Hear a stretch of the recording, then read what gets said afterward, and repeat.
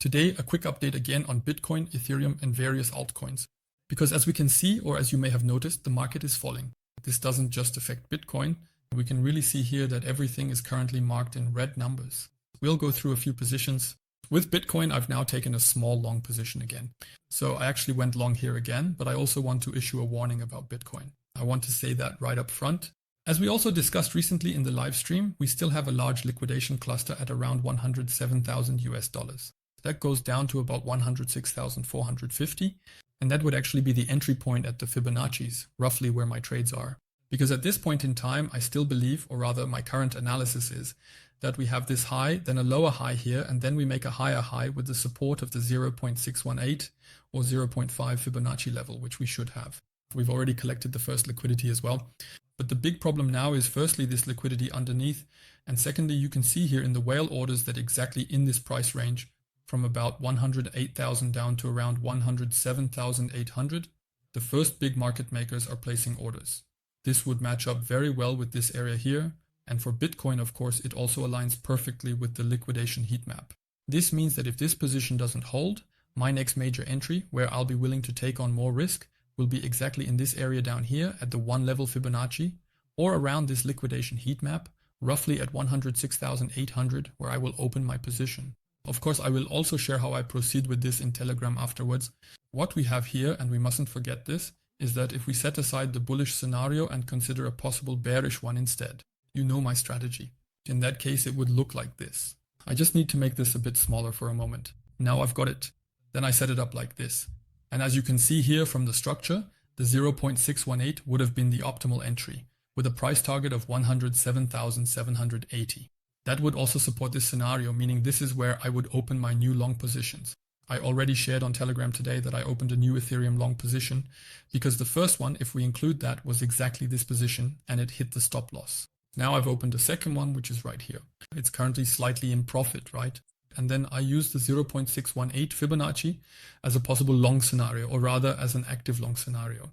If I now look at Ethereum on the 1 month liquidation heat map, we can see here that we've actually already picked up the main liquidity, which is very, very interesting. We can also take a look at the 3-month view, as you can see here. And actually below us, there's nothing interesting left in terms of liquidation levels. That's why this was my entry point as well. At first, I only used the 0.5 level as my entry point. But now I've also used the 0.618 level. But with Ethereum, I mentioned that we also have a scenario that's more overarching. If I remove my current position here and we take a look inside, ever since this dump down here, since the market corrected down here from this high, if we look at it, it never retested the 0.5 level again, nor the 0.618. And that's exactly why, if my stop loss is hit here now, I need to increase this a bit, scroll in more. The problem is I don't have an active mouse right now and have to do everything with the laptop's touchpad. But in that case, I still see a massively good entry opportunity at the 0.5 Fibonacci level. And here as well, with the large orders and whale orders, which is what we actually have here, when I look at Ethereum on Binance, there was actually an incredibly large cluster of orders sitting at 3,500. However, this incredibly large cluster has diminished a bit, as you can see here. And currently at this moment, it's building up again around 3,590 US dollars. But here you can see that a massive number of long orders are expected, up to a price of 3,804 US dollars. So we should find support there. If not, I actually see the chance for a drop down to the 0.5 Fibonacci level, which would be 3,525 US dollars. Otherwise, H-bar was stopped out here with the stop loss at break even. CRO has now been triggered. I think I analyzed that in the last live stream, if I'm not mistaken, or in one of the last videos. I said back then, okay, I wanted to enter here. The market has risen and has now reached the 0.5 entry. So again, what is my current setup for CRO? Because that's a bit more far reaching.